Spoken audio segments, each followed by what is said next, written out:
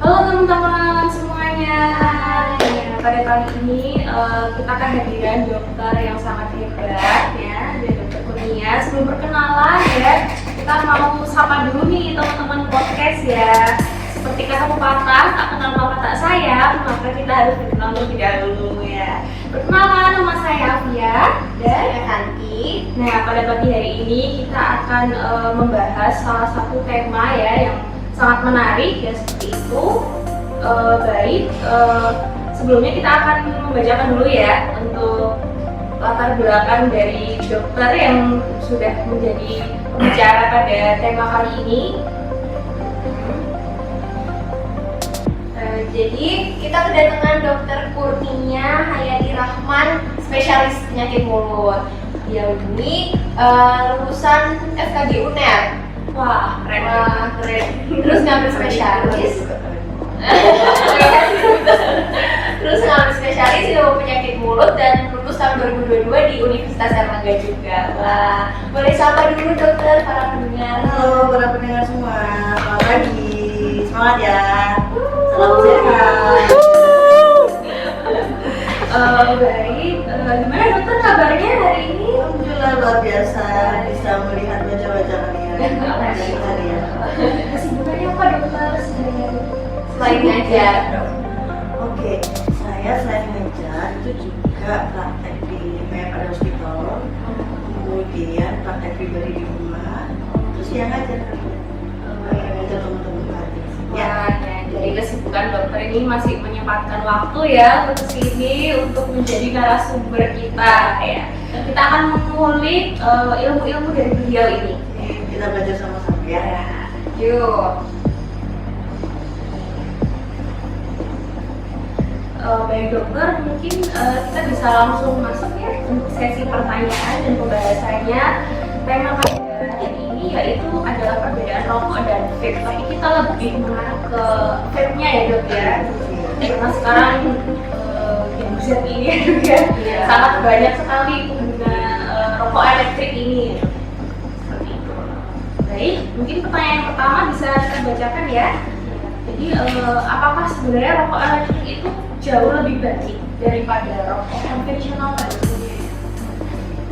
Menarik ya tema kita pagi ini ya, sangat sesuai dengan apa yang ada di sekitar kita sehari-hari ya, tentang cigarette ya, dan rokok konvensional. Jadi sebenarnya gini, di CDC Amerika itu sebenarnya sedang diteliti juga apa sih bedanya antara rokok konvensional dengan rokok elektrik. Karena banyak yang mengklaim dari para pengguna rokok elektrik itu bahwa ini lebih aman, lebih safe daripada konvensional. Tidak salah, tapi juga tidak benar. Bukan berarti kalau kemudian memakai rokok elektrik itu menjadi lebih aman, bebas dari segala macam resiko kesehatan. Tidak, tapi memang dia lebih less harmful. Jadi lebih lebih sedikit kerugiannya dibanding dengan rokok pada umumnya. Gitu sih sebenarnya. Tapi kalau kandungannya dari rokok elektrik sama rokok konvensional sendiri itu sama ya? Sebenarnya ada perbedaan kandungannya, tapi bahan aktifnya sama, yaitu nikotin. Ya, oke. Nikotin itu kan sebenarnya bahan yang diekstrak dari tembakau. Jadi pada dasarnya sama tembakau, cuma kalau yang rokok konvensional itu tembakau asli yang kemudian dibakar, fisik gitu ya. Kalau yang elektrik itu dia diekstrak dulu menjadi cairan, kemudian dengan mesin gitu ya dia akan menjadi uap, dan uap itu yang akan hidup. Jadi intinya adalah sama nikotin. Memang dulu ada yang ada yang mengatakan, bukan mengatakan, ada produsen yang bilang bahwa cairan dari liquid dari rokok elektrik ini tidak mengandung nikotin, tapi ternyata pada kenyataan ya ada sedikit kandungan nikotin dengan berbagai macam level kandungannya. Jadi ada yang sedikit, ada yang sedang, ada yang cukup tinggi juga. Baik dok, untuk nikotin ini sendiri dok, kira-kira di lubang mulut kita atau di tubuh kita ini ada batasnya nggak? Kadarnya berapa yang mungkin harus sekian tuh udah stop, atau sekian ini masih bisa toleransi untuk tubuh kita. Ya, jadi sebenarnya gini ya, nikotin itu sebenarnya bukan sesuatu yang apa ya, bukan sesuatu yang langsung mematikan ya, seperti misalnya asam cyanida gitu ya, yang dikasih sedikit langsung mati gitu ya. Ya, dia tidak. Dia memang ada kadar-kadar yang bisa ditoleransi oleh tubuh. Jadi malah sebenarnya nikotin itu ditemukan tahun 1800-an oleh seorang apa ya, diplomat Perancis yang dia bawa ke Perancis untuk mengobati Ratu Perancis. Namanya kalau nggak salah Jenny Nicole. Makanya kemudian nikotin namanya. Jadi sebenarnya itu untuk mengobati migrainnya Ratu Perancis gitu. Jadi dia memang ada efek pengobatan gitu. Cuma yang namanya nikotin itu ternyata dia itu memiliki sifat yang sangat mudah diserap oleh kulit dan mukosa. Dia hanya butuh waktu 10 detik sampai 19 detik bisa masuk ke susunan saraf pusat kita. Di susunan saraf pusat kita akan menstimulasi yang namanya hormon dopamin. Hormon dopamin itu adalah hormon yang membuat kita itu senang, rileks, bahagia. Kemudian ketika nanti dopaminnya habis, biasanya minta lagi gitu kan, ingin. Sifat adiksi inilah yang kemudian yang lebih berbahaya dari nikotin. Jadi nanti penggunanya itu nggak cukup cuma pada batas dosis yang kecil, nanti dia akan naik lagi dosisnya, akan naik lagi sampai kemudian dia tidak merasa bahwa dia sudah pada batas yang toksik. Nah itu yang membahayakan dari apa yang dinamakan nikotin. Gitu. Jadi lebih bahaya adiksinya itu ya dok ya? Ya, adiksinya, kecanduannya yang kemudian dia si pengguna ini tidak bisa mengkontrol dan kemudian dia akan terus menambah dosis nikotin dan itu sudah membahayakan bagi tubuhnya. Itu yang makanya kalau para merokok itu kan nggak kemudian bisa langsung kelihatan ya dampaknya. Ketika sudah semakin dosisnya semakin tinggi, semakin lama ya itu akan semakin terlihat dampaknya. Itu yang langsung keluar terus manifestasi. Kira-kira ya dok, dampaknya di rongga mulut kita, jangan kita spesifik ya dok ya, kita sedang berada di kuliah bukan juga, itu kira-kira apa aja sih manifestasi di rongga mulut? Jadi nikotin sendiri itu dampak secara langsungnya. Jadi gini, nikotin itu kan itu tadi ya, ketika dia sudah masuk ke dalam susunan saraf pusat, dia itu akan memberikan sinyal kepada jantung untuk bekerja lebih keras, sehingga pembuluh darah perifer ini akan semakin berdetak lebih kencang. Jadi kayak lagu ya, lagunya ini badan ya berdetak lebih kencang. Nah itu pada akhirnya itu akan menyebabkan perifer atau pembuluh darah perifer, pembuluh darah tepi yang ada di dalam mukosa kita, rongga mulut kita itu akan terkurangi asupannya gitu. Jadi biasanya satu ada periodontitis ya, akhirnya teman-teman podcast ini awam ya dok dengan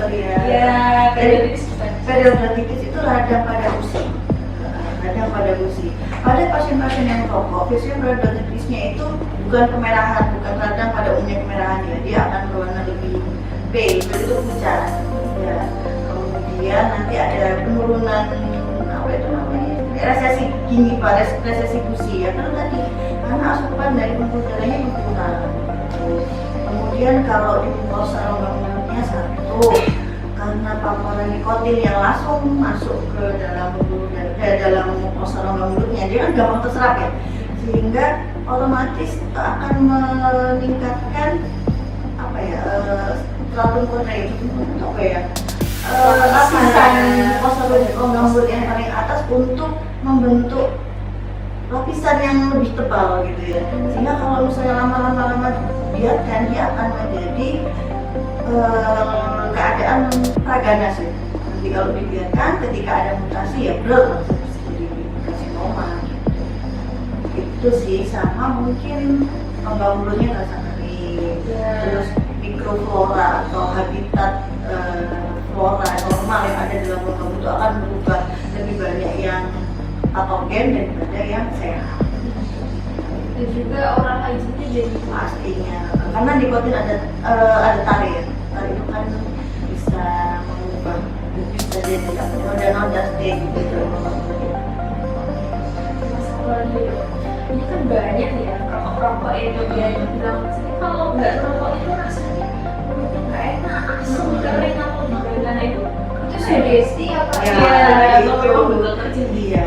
Sebenarnya mungkin kalau misalnya memang pengen kita bisa minum ya, minum air putih atau minum apalan gitu ya. Tapi kalau rokok itu sudah ada perintah dari otaknya untuk meminta lagi, untuk minta nikotin lagi gitu. Jadi sebenarnya itu apa sinyal yang diberikan oleh otak untuk meminta lagi hormon dopamin yang itu bisa didapat dengan menghisap nikotin. Sebenarnya lebih ke itu ya. Sebenarnya dia kok merasa pengen ini itu nggak moodnya jadi nggak bagus gitu, jadi ngapa-ngapain malas gitu.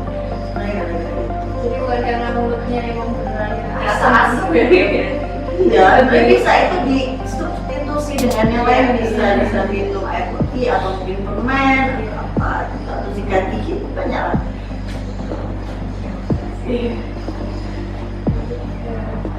Baik dokter, ini kami sempat browsing ya dok. Ya, ini ada web dari salah satu brand rokok. Saya tidak menyebutkan nama brandnya. Dia menyebutkan bahwa beralih dari rokok konvensional ke vaping atau rokok elektrik itu bisa meningkatkan kesehatan oral. Artinya gigi tidak akan mudah copot seperti itu. Itu apakah benar ya? Pada saat saya klik penelitian yang maksud itu ke web NCBI itu Oh ini pamer. iya. Cuman saya hanya sekilas baca aja sih dok. Jadi dia mengklaim bahwa dengan memakai Rokok elektrik jauh lebih baik daripada ya indikatornya apa kalau itu lebih baik? Maksudnya apa? Giginya lebih sehat? Iya. Katanya giginya nggak mudah copot. Oh Jadi sebenarnya ada kaitan sama periodontal ya dok ya. Oke, mungkin saya belum baca secara apa ya, secara menyeluruh ya untuk jurnal itu. Jadi kadang-kadang saya ini dalam persepsi saya ya, saya belum baca jurnalnya. Cuma kadang-kadang yang namanya rokok itu ya, mereka memberikan banyak sekali alasan dan apa namanya berbagai macam argumentasi untuk menguatkan dia untuk dia tetap bisa mengkonsumsi nikotin gitu ya. Kalau dari pernyataan Julio tadi, ketika itu berapa responnya itu harus dibaca dengan dulu. Terus apakah ketika dia memakai rokok konvensional terus kemudian beralih menjadi rokok elektrik itu dia katanya lebih gampang tanggal gitu ya. Takutnya ternyata waktu konvensional udah tanggal gitu. Jadi ketika jadi rokok elektrik nggak tanggal ya, udah nggak ada yang tanggal soalnya kan. Iya. Jadi itu sebenarnya bisa jadi seperti itu, saya nggak tahu ya. Jadi seperti itu. Tapi paling enggak ya itu bagaimana metodenya, bagaimana sampelnya itu sebenarnya harus kita lihat lagi. Tapi yang jelas, yang namanya pemakaian nikotin apapun caranya, bagaimanapun caranya, selama itu dosisnya itu tidak bisa terkontrol, itu pasti akan memberikan banyak efek negatif. Juga harus ada logam mulut kita, pasti. Jadi kesimpulannya tetap nikotin itu baik dalam penyembuhan kesehatan. Iya, kan makanya nikotin kan obat sebenarnya ya. Obat pun ada dosisnya. Kita minum paracetamol, minum asam mefenamat, minum antibiotik, semua ada aturan dan dosisnya. Sama seperti nikotin. Kalau misalnya kita memakainya itu kemudian sesuai dengan batas aman dan tidak berlebihan, itu it's okay. Tapi apakah kemudian kita bisa mengontrol pemakaian nikotin itu menjadi tetap pada batas aman dan bisa menghentikan dengan tiba-tiba?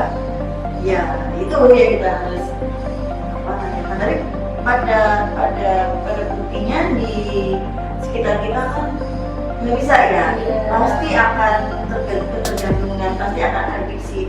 Dan ketika ketika ada seseorang yang ingin berhenti merokok, pasti dia akan sulit lagi untuk apa ya? Bukan sulit lagi.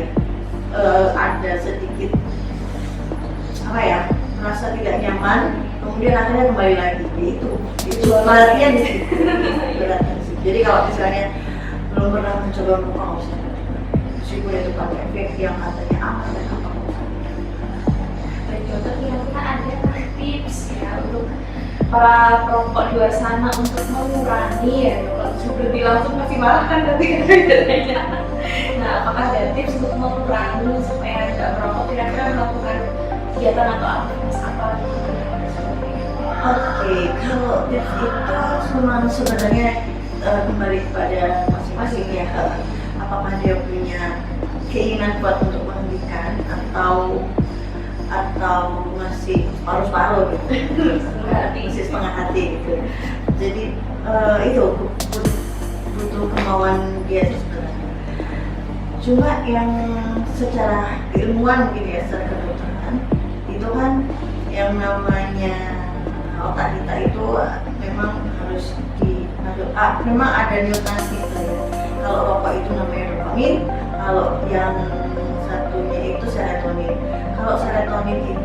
Kalau dopamin itu dia lebih pada kegiatan-kegiatan yang sesaat, kesenangan yang sesaat, gitu ya. Dan biasanya memang kesenangan yang sesaat dan kesenangan itu biasanya untuk diri dia sendiri. Jadi kayak merokok, game, shopping, makan makanan yang enak gitu ya. Terus apa lagi? Pokoknya kegiatan yang dilakukan sendiri itu biasanya dopamin kan. Atau misalnya gini deh, kalian bikin status kemudian di like, itu sebenarnya dopamin, itu sebuah penghargaan, itu bisa mengeluarkan hormon. Nah, dopamin itu cara kerjanya itu hit and run. Jadi dia datang dan dia cepat pergi. Sesaat. Jadi ketika kemudian rilis dopamin itu nggak ada, pasti kita ingin lagi gitu. Ingin lagi. Kita pasti akan bisa. Nah, gimana kalau misalnya kita mengimbangi itu dengan rilis serotonin. Kalau serotonin biasanya itu keluar ketika kita itu melakukan sesuatu yang komunal ya. Komunal itu kayak ini, kita belajar bersama, kita bertemu dengan orang-orang yang satu frekuensi, kita melakukan kegiatan bersama keluarga, kemudian kita memberikan sesuatu yang memberi sesuatu yang baik untuk orang-orang yang kurang dia membantu orang lain, itu serotonin ya. Atau kita belajar kemudian kita mencapai tujuan kita, dapat nilai yang baik, itu serotonin yang keluar. Kalau serotonin itu yang keluar adalah kebahagiaan, happiness. Kalau dopamin itu pleasure, seneng. Jadi happiness dan pleasure itu berbeda. Ternyata berbeda ya. Kesenangan dan apa tadi kan? Kesenangan dan bahagia. Olahraga itu serotonin ya. Olahraga itu serotonin. Dengan kita memaksa diri kita untuk bergerak, itu kan kita kayak mengalahkan diri kita ya dari kemageran gitu ya. Jadi kayak itu serotoninnya. Nah itu aja yang dibanyakin sehingga kemudian kita akan melupakan keinginan untuk mengeluarkan hormon dopamin tadi ya. Sesaat aja yang iya. Sebenarnya lebih ke apa yang memberi dampak positif ke diri sendiri, itu aja yang lebih dilakuin ya, daripada kayak tadi shopping tadi kan itu kalau ketagihan malah berarah ke negatif. Iya. Kalau happiness tuh kalau happiness tuh nggak akan bikin ketagihan ya. Kalau serotonin itu nggak bikin ketagihan. Kita malah merasa aku bahagia, aku cukup gitu, tenang. Tapi kalau dopamin ketika habis kita bingung lagi ya, kita ngapain. Saya juga mau tanya gitu, balik ke vape tadi sama rokok. Selain kandungan nikotinnya tadi yang buat dampak mulut ke rongga mulut, asapnya itu kan ada rasa panas terbakar itu ya, itu juga berpengaruh juga. Itu yang rokok apa ini, rokok vape. Iya. Oh iya. Saya nggak tahu ya, rokok itu panas nggak ya? Nggak tahu dokter ya, nggak ada yang. Jadi kalau saya baca ya, bedanya yang rokok konvensional dengan vape itu sebenarnya kalau konvensional itu tembakau yang dibakar, kemudian asapnya itulah yang kemudian dikonsumsi, panas jelas. Tapi kalau vape itu kan propylene glycol ya, jadi propylene glycol yang saya baca itu propylene glycol, nikotin sama gliserol.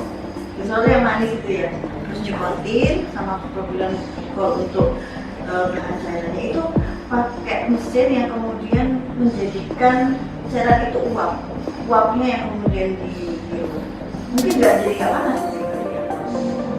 Jadi memang kalau lihat dari mekanismenya memang sangat lebih berbahaya rokok konvensional karena ada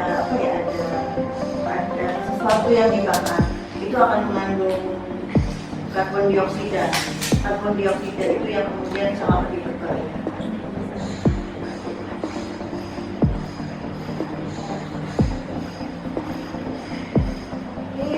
Sebelumnya kita juga sudah share ya untuk kuesioner ya. Nah, ini kita akan membacakan hasilnya ya dok ya, sambil kita bertanya-tanya lagi ya dok ya. Baik dokter, ini yang pertama apakah Anda menggunakan vape? Itu banyak yang menjawab ya, ternyata. Yang menjawab tidak hanya satu. Dari berapa ya? Dari mungkin kurang lebih 20-an ya dok ya. 19 ya. Iya, betul. Kemudian seberapa sering itu banyak yang menjawab sering dan kadang-kadang. Oh, sering dan kadang-kadang. Sering. Jadi bukan jarang lagi ya? Iya, bukan jarang lagi. Kemudian banyaknya itu mereka sudah mengkonsumsi vape ini lebih dari 1 tahun.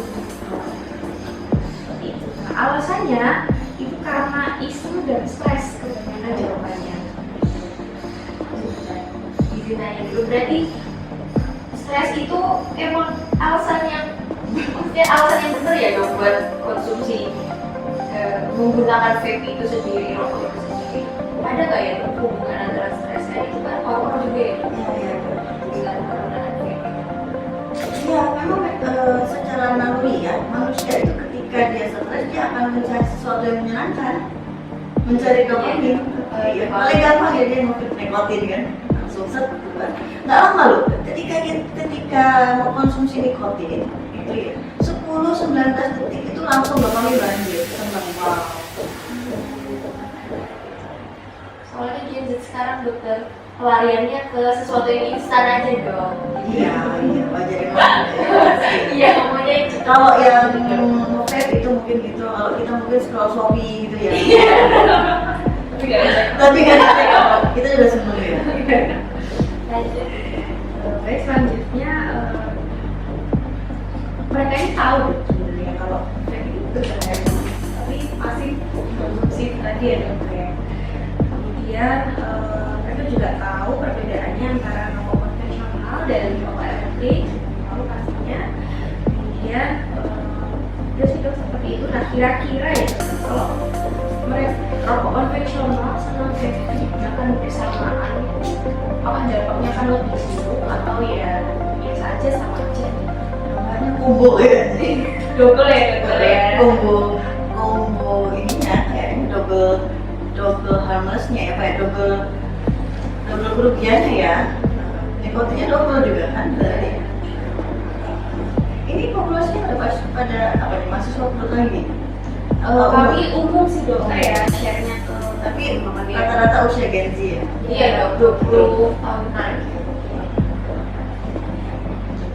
Jadi kan banyak juga dok yang ngerespon kalau mereka sebenarnya tahu kalau vape dan rokok itu berbahaya tapi masih menggunakan itu juga. Kira itu apa karena kurang edukasi dan orang yang kurang edukasi tentang bahayanya vape itu apa gimana ya mungkin? Iya, ya sekarang kita begini ya, masalah vape, rokok itu tidak lepas dari industri, kan? Tidak lepas dari pabrik-pabrik yang kemudian dia meluncurkan produk yang memang dia membutuhkan keuntungan, sehingga ya memang pada akhirnya mereka lebih gencar promosi, mereka menjadikan sebuah kesenangan sesaat gitu. Dan memang bener, senang habis pakai gitu. Dan ada adiksi lagi kan, sehingga gampang sebenarnya. Tinggal promosi sekali dia nyoba, dia adiksi, dia akan terus kembali. Jadi pada akhirnya itu tadi ya, sebuah industri yang kemudian memang sesuatu yang benar, sesuatu yang sesuatu yang baik itu akan kalah dengan industri atau atau sesuatu yang udah gini kok. Jadi makanya gini, itu adalah industri, pasti dia mengeluarkan dana besar untuk promosi, kalah dengan promosi kesehatan yang memang hanya diberikan oleh ya seperti kita ini ya, nakes kesehatan nggak banyak kan, dan itu memang nggak ada dananya gitu, karena memang bukan bisnis gitu, tapi untuk awareness aja. Kalau ini memang ada dananya, ada bisnis, ketika mereka mendapat keuntungan bisa dibuat promo lagi. Sebenarnya itu ya memang tugas kita bersama ya, kita ini yang ujung tombak dari kesehatan di Indonesia, dan ini nantinya akan menjadi dokter gigi yang akan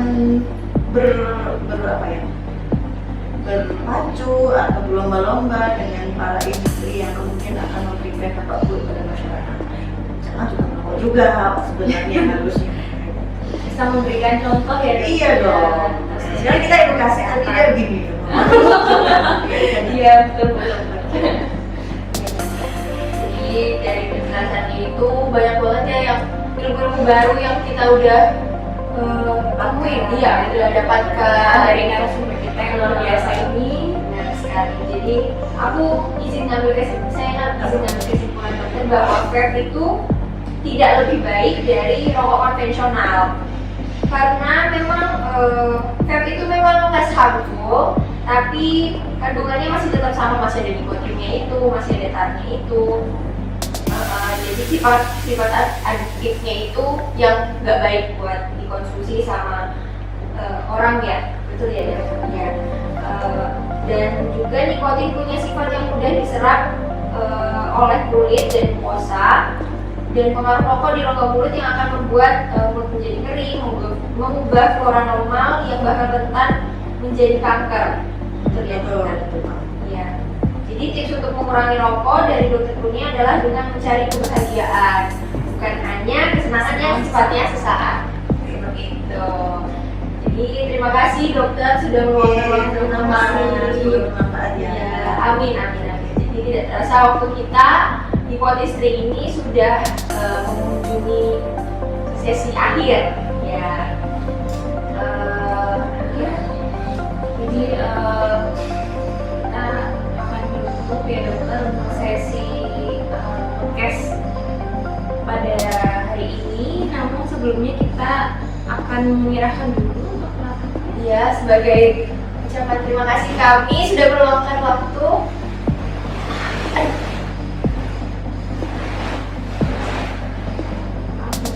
Bisa dibantu foto ya.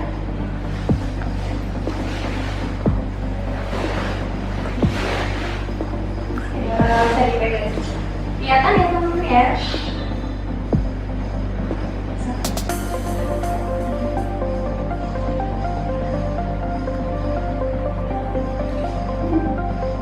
Satu dua. Dah. Terima kasih banyak sudah mau sharing ilmunya. Terima kasih ya, keren banget loh. Ya dokter, baik.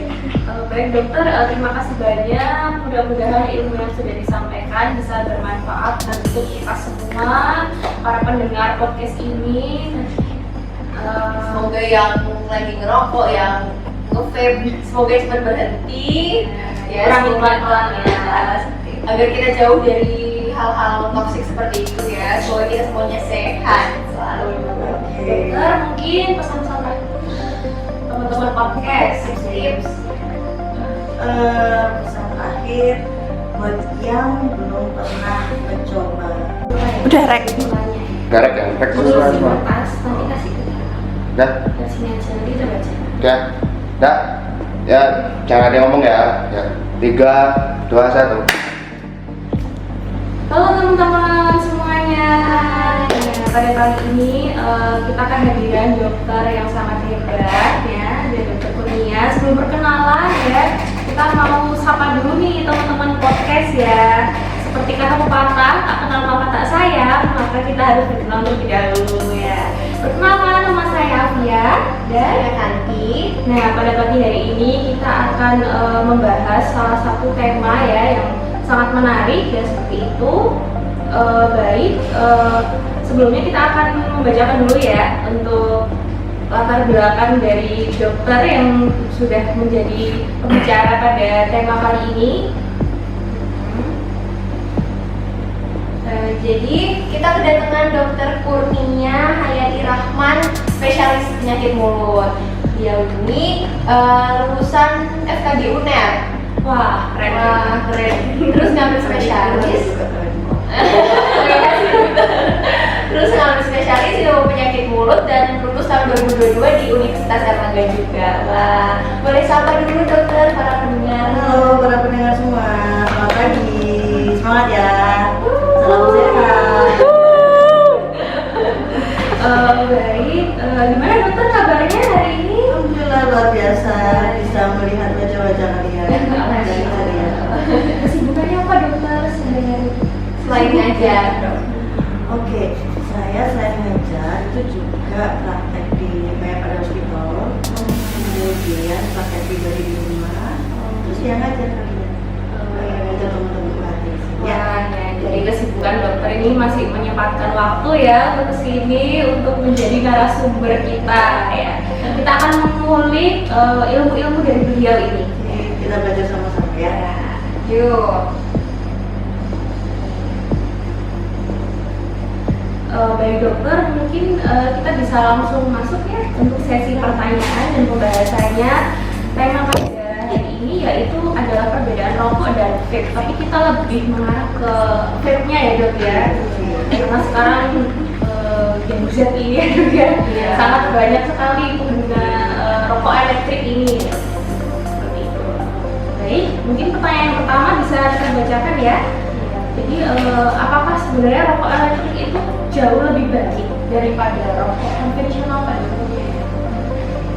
Menarik ya tema kita pagi ini ya, sangat sesuai dengan apa yang ada di sekitar kita sehari-hari ya, tentang sigaret ya, dan rokok konvensional. Jadi sebenarnya gini, di CDC Amerika itu sebenarnya sedang diteliti juga apa sih bedanya antara rokok konvensional dengan rokok elektrik. Karena banyak yang mengklaim dari para pengguna rokok elektrik itu bahwa ini lebih aman, lebih safe daripada konvensional. Tidak salah, tapi juga tidak benar. Bukan berarti kalau kemudian memakai rokok elektrik itu menjadi lebih aman, bebas dari segala macam resiko kesehatan. Tidak, tapi memang dia lebih less harmful. Jadi lebih lebih sedikit kerugiannya dibanding dengan rokok pada umumnya. Gitu sih sebenarnya. Tapi kalau kandungannya dari rokok elektrik sama rokok konvensional sendiri itu sama ya? Sebenarnya ada perbedaan kandungannya, tapi bahan aktifnya sama, yaitu nikotin. Ya, oke. Nikotin itu kan sebenarnya bahan yang diekstrak dari tembakau. Jadi pada dasarnya sama tembakau, cuma kalau yang rokok konvensional itu tembakau asli yang kemudian dibakar fisik gitu ya. Kalau yang elektrik itu dia diekstrak dulu menjadi cairan, kemudian dengan mesin gitu ya dia akan menjadi uap, dan uap itu yang akan dihirup. Jadi intinya adalah sama nikotin. Memang dulu ada yang ada yang mengatakan ya, bukan mengatakan, ada produsen yang bilang bahwa cairan dari liquid dari rokok elektrik ini tidak mengandung nikotin, tapi ternyata pada kenyataan ya ada sedikit kandungan nikotin dengan berbagai macam level kandungannya. Jadi ada yang sedikit, ada yang sedang, ada yang cukup tinggi juga.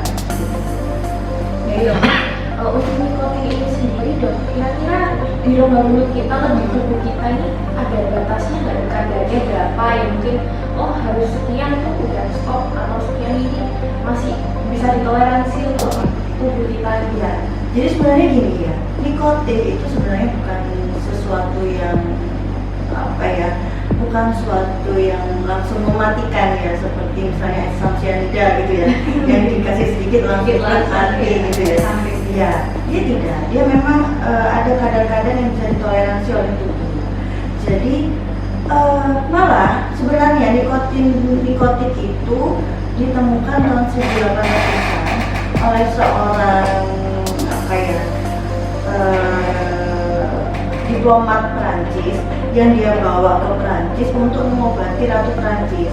Namanya kalau nggak salah Jimmy Nicon gitu. Makanya kemudian nikotin namanya. Jadi sebenarnya itu untuk mengobati migrainnya Ratu Perancis gitu. Jadi dia memang ada efek pengobatan gitu. Cuma yang namanya nikotin itu ternyata dia itu memiliki sifat yang sangat mudah diserap oleh kulit dan mukosa. Dia hanya butuh waktu 10 detik sampai 19 detik bisa masuk ke susunan saraf pusat kita. Di susunan saraf pusat kita akan menstimulasi yang namanya hormon dopamin. Hormon dopamin itu adalah hormon yang membuat kita itu senang, rileks, bahagia. Kemudian ketika nanti dopaminnya habis, biasanya minta lagi gitu kan, ingin. Nah, sifat adiksi inilah yang kemudian yang lebih berbahaya dari nikotin. Jadi nanti penggunanya itu nggak cukup cuma pada batas dosis yang kecil, nanti dia akan naik lagi dosisnya, akan naik lagi sampai kemudian dia tidak merasa bahwa dia sudah pada batas yang toksik. Nah itu yang membahayakan dari apa yang dinamakan nikotin.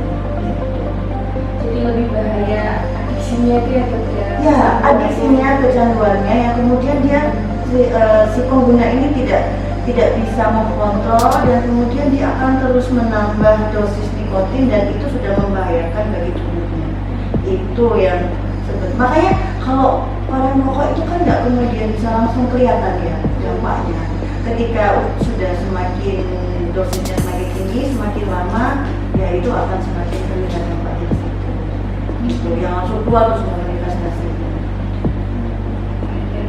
Kira-kira ya dok, dampaknya di rongga mulut kita jangan kita spesifik ya dok ya, kita sedang berada di kuliah kedokteran juga ya dok. Kira-kira apa aja sih manifestasi di rongga mulut? Jadi nikotin sendiri itu dampak secara langsungnya. Jadi gini, nikotin itu kan itu tadi ya, ketika dia sudah masuk ke dalam susunan saraf pusat, dia itu akan memberikan sinyal kepada jantung untuk bekerja lebih keras, sehingga pembuluh darah perifer ini akan semakin berdetak lebih kencang. Jadi kayak lagu ya, lagunya ini kan ada ya, berdetak lebih kencang. Nah itu pada akhirnya itu akan menyebabkan perifer atau pembuluh darah perifer, pembuluh darah tepi yang ada di dalam mukosa kita, rongga mulut kita itu akan terkurangi asupannya. Jadi biasanya satu ada Periodontitis ya, ya teman-teman podcast ini awam ya dok dengan periodontitis itu radang pada usi. Pada pasien-pasien yang merokok, biasanya periodontitisnya itu bukan kemerahan, bukan radang pada umumnya kemerahan ya, dia akan berwarna lebih pale, itu pucat. Ya. Kemudian nanti ada penurunan apa itu namanya, resesi gigi pada resesi gusi ya, karena asupan dari pembuluh darahnya berkurang. Kemudian kalau di mukosa rongga mulutnya satu, karena paparan nikotin yang langsung masuk ke dalam dalam mukosa rongga mulutnya, dia kan gampang terserap ya, sehingga otomatis akan meningkatkan apa ya, stratum kornea itu apa ya, lapisan mukosa rongga mulut yang paling atas untuk membentuk lapisan yang lebih tebal gitu ya, sehingga kalau misalnya lama-lama dibiarkan dia akan menjadi keadaan praganas ya. Nanti kalau dibiarkan ketika ada mutasi ya blok langsung jadi karsinoma. Itu sih, sama mungkin rongga mulutnya rasa kering, terus mikroflora atau habitat flora normal yang ada dalam rongga mulut itu akan akan berubah, lebih banyak yang patogen daripada yang sehat. Dan juga orang hygiene jadi Pastinya, karena nikotin ada tare ya. Tare itu kan bisa mengubah, bisa jadi noda-noda stage gitu. Masalah gitu. Ini kan banyak ya rokok-rokok itu ya itu bilang saya kalau nggak ngerokok itu rasanya mulutnya nggak enak, asam, kering atau gimana itu sugesti apa Ya, atau memang betul terjadi. Iya. Sebenarnya mungkin kalau misalnya memang saya itu diminum ya, minum air putih atau minum apa gitu ya. Tapi kalau rokok itu sudah ada perintah dari otaknya untuk meminta lagi, untuk minta nikotin lagi gitu. Jadi sebenarnya itu apa sinyal yang diberikan oleh otak untuk meminta lagi hormon dopamin yang itu bisa didapat dengan menghisap nikotin. Sebenarnya itu. Sebenarnya lebih ke itu ya. Sebenarnya dia kok merasa pengen ini itu nggak moodnya jadi nggak bagus gitu, jadi ngapa-ngapain malas gitu. Sebenarnya gara-gara itu. jadi bukan karena mulutnya emang beneran Asam ya. Iya, sebenarnya bisa itu disubstitusi dengan yang lain, bisa minum air putih atau mungkin permen atau apa gitu, atau diganti gitu banyak lah.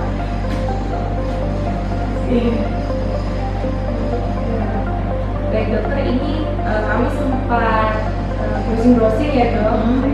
Dan ini ada web dari salah satu brand rokok. Saya tidak menyebutkan nama brandnya. Dia menyebutkan bahwa beralih dari rokok konvensional ke vaping atau rokok elektrik itu bisa meningkatkan kesehatan oral. Artinya gigi itu tidak akan mudah copot seperti itu. Itu apakah benar ya? Pada saat saya klik penelitian yang dimaksud itu menuju ke web NCBI. NCBI itu Lamed. Iya. Cuman saya hanya sekilas baca aja sih dok. Jadi dia mengklaim bahwa dengan memakai Rokok elektrik jauh lebih baik daripada yang indikatornya apa? Maksudnya apa? Giginya lebih sehat. Iya. katanya giginya nggak mudah copot. Oh Mungkin sebenarnya berkaitan sama periodontal ya dok ya. Oke, mungkin saya belum baca secara apa ya, secara menyeluruh ya untuk jurnal itu semua. Jadi kadang-kadang saya ini dalam persepsi saya ya, kan saya belum baca jurnalnya. Cuma kadang-kadang yang namanya rokok itu ya, kadang memberikan banyak sekali alasan dan apa namanya berbagai macam argumentasi untuk menguatkan dia untuk dia tetap bisa mengkonsumsi nikotin gitu ya. Kalau dari pernyataan jurnal tadi, ketika itu berapa responnya yang kita harus dibaca dulu. Terus apakah ketika dia memakai rokok konvensional terus kemudian beralih menjadi rokok elektrik itu dia katanya lebih gak gampang tanggal gitu ya. Takutnya ternyata waktu konvensional udah tanggal gitu. Jadi ketika jadi rokok elektrik nggak tanggal ya, udah nggak ada yang tanggal soalnya kan. Udah habis ya. Iya. Jadi itu sebenarnya bisa jadi seperti itu, saya nggak tahu ya. Jadi seperti itu. Tapi paling enggak ya itu bagaimana metodenya, bagaimana sampelnya itu sebenarnya harus kita lihat lagi. Tapi yang jelas yang namanya pemakaian nikotin apapun caranya, bagaimanapun caranya, selama itu dosisnya itu tidak bisa terkontrol, itu pasti akan memberikan banyak efek negatif. Juga harus ada mulut kita, pasti. Jadi kesimpulannya tetap nikotin itu nggak baik teman-teman buat kesehatan. Ya, kan makanya nikotin kan obat sebenarnya ya. Obat pun ada dosisnya. Kita minum paracetamol, minum asam mefenamat, minum antibiotik, semua ada aturan dan dosisnya. Sama seperti nikotin. Kalau misalnya kita memakainya itu kemudian sesuai dengan batas aman dan tidak berlebihan, itu it's okay. Tapi apakah kemudian kita bisa mengkontrol pemakaian nikotin itu menjadi tetap berada di batas aman dan bisa menghentikan dengan tiba-tiba? Ya, itu yang kita harus tanyakan. Tapi pada buktinya di sekitar kita kan nggak bisa ya, pasti akan ketergantungan, pasti akan adiksi Dan ketika ada seseorang ingin berhenti merokok, pasti dia akan sulit lagi untuk apa ya? Lanjut lagi ya. Ada sedikit apa ya?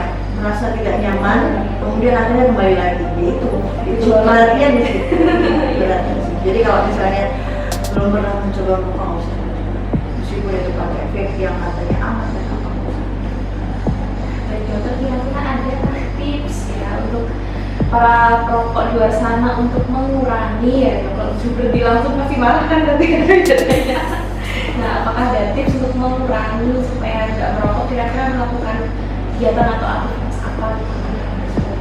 Oke, kalau tips itu sebenarnya kembali kepada masing-masing ya.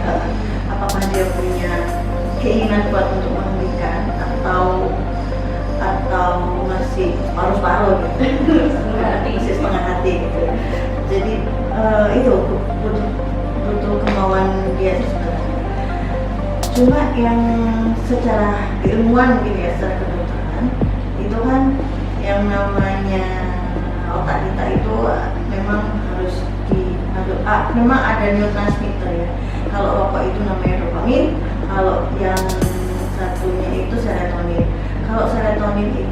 Kalau dopamin itu dia lebih pada kegiatan-kegiatan yang sesaat, kesenangan yang sesaat. Gitu ya. Dan biasanya memang kesenangan yang sesaat dan kesenangan itu biasanya untuk diri dia sendiri. Jadi kayak merokok, game, shopping, makan makanan yang enak gitu ya. Terus apa lagi ya? Pokoknya kegiatan yang baik sama sendiri itu biasanya dopamin yang keluar. Atau misalnya gini deh, kalian bikin status kemudian di like, itu sebenarnya dopamin, itu sebuah penghargaan, itu bisa mengeluarkan hormon dopamin. Nah, dopamin itu cara kerjanya itu hit and run. Hit and run. Jadi dia datang dan dia cepat pergi. Hit and run. Sesaat. Jadi ketika kemudian rilis dopamin itu nggak ada, pasti kita ingin lagi gitu. Ingin lagi gitu. Kita pasti akan mencari. Nah, gimana kalau misalnya kita mengimbangi itu dengan rilis serotonin. Kalau serotonin biasanya itu keluar ketika kita itu melakukan sesuatu yang komunal ya. Komunal itu kayak ini, kita belajar bersama, kita bertemu dengan orang-orang yang satu frekuensi, kita melakukan kegiatan bersama keluarga, kemudian kita memberikan sesuatu yang memberi sesuatu yang baik untuk orang-orang yang kurang, ya membantu orang lain, itu serotonin yang buat. Atau kita belajar kemudian kita mencapai tujuan, kita dapat nilai yang baik, itu serotonin yang buat. Kalau serotonin itu yang keluar adalah kebahagiaan, happiness. Kalau dopamin itu pleasure, seneng. Jadi happiness dengan pleasure itu berbeda. Ternyata berbeda. Kesenangan dan apa tadi kan? Kesenangan dan bahagia. Olahraga itu serotonin, ya. Olahraga itu serotonin. Dengan kita memaksa diri kita untuk bergerak, itu kan kita kayak mengalahkan diri kita ya dari kemageran gitu ya. Jadi dia itu serotonin yang keluar. Nah itu aja yang dibanyakin sehingga kemudian kita akan melupakan keinginan untuk mengeluarkan hormon dopamin tadi ya. Sesaat aja yang ya. Sebenarnya lebih ke apa yang memberi dampak positif ke diri sendiri, itu aja yang lebih dilakuin ya, daripada kayak tadi shopping tadi kan itu kalau ketagihan malah berarah ke negatif. Iya. Kalau happiness tuh kalau happiness tuh nggak akan bikin ketagihan memang. Kalau serotonin itu nggak bikin ketagihan. Kita malah merasa aku bahagia, aku cukup gitu, tenang. Tapi kalau dopamin ketika habis kita bingung, kita ngapain? Saya juga mau nanya gitu, balik ke vape tadi sama rokok. Selain kandungan nikotinnya tadi yang buat dampak mulut ke rongga mulut, asapnya itu kan ada rasa panas terbakar itu ya, itu juga apa berpengaruh juga? Itu yang rokok apa ini? Rokok vape. Iya. Oh vape ya. Saya nggak tahu ya. Rokok itu panas nggak ya? nggak tahu ya. Nggak ada yang.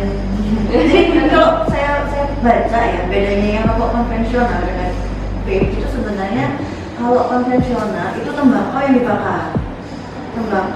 dibakar, kemudian asapnya itu yang kemudian dikonsumsi panas jelas. Tapi kalau vape itu kan propylene glycol ya. Jadi propylene glycol yang saya baca itu propylene glycol, nikotin sama glycerol. Glycerol itu yang manis itu ya. Terus nikotin sama propylene glycol untuk bahan cairannya itu pakai mesin yang kemudian menjadikan cairan itu uapnya yang kemudian dihirup. Mungkin nggak panas mungkin kali ya. Jadi memang kalau lihat dari mekanismenya memang sangat lebih berbahaya rokok konvensional karena ada sesuatu yang dibakar itu akan mengandung karbon dioksida itu yang kemudian sangat lebih berbahaya.